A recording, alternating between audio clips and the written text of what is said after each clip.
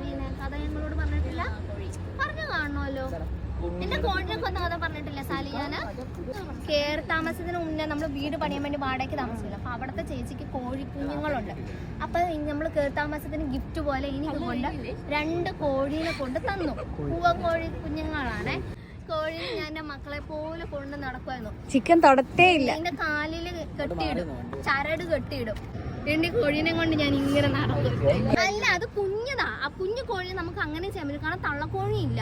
കുഞ്ഞു കോഴി നമ്മൾ വിട്ടാതെ എവിടെയെങ്കിലും പോവില്ലേ? അപ്പൊ കാര്യമ കേട്ടോ. കോഴിനെ ഇങ്ങനെ കൊണ്ട് നടക്കും.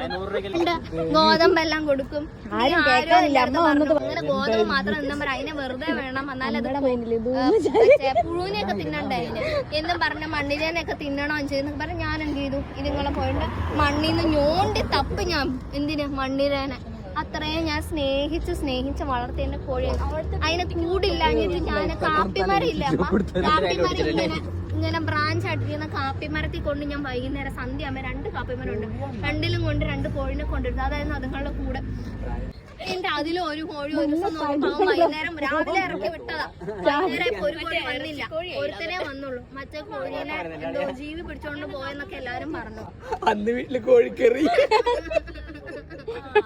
പിന്നെ എന്റെ പ്രതീക്ഷ മുഴുവൻ ഈ കോഴിയിലായിരുന്നു. ആ കോഴീനെ ഇവരോട് മിണ്ടായിരിക്കാൻ പറഞ്ഞാലേ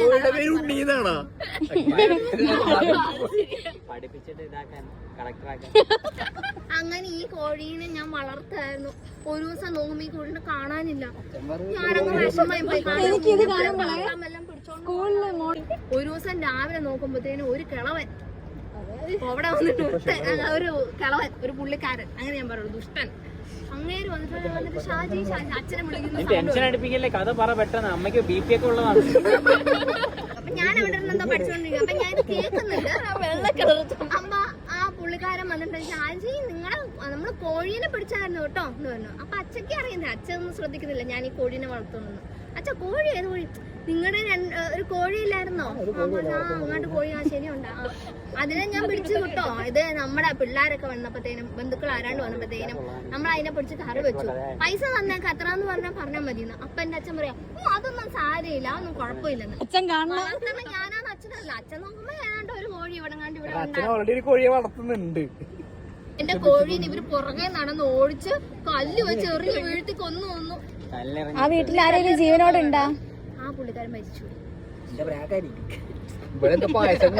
എല്ലാ ദിവസവും വിളക്ക് വെച്ച് പ്രാർത്ഥിക്കും. എന്റെ അമ്മ ഒരു ദിവസം വിളിച്ചു പറഞ്ഞു, എടീ നിന്റെ കോഴിയെ കൊന്ന പുള്ളിക്കാരൻ മരിച്ചു. സത്യസന്ധ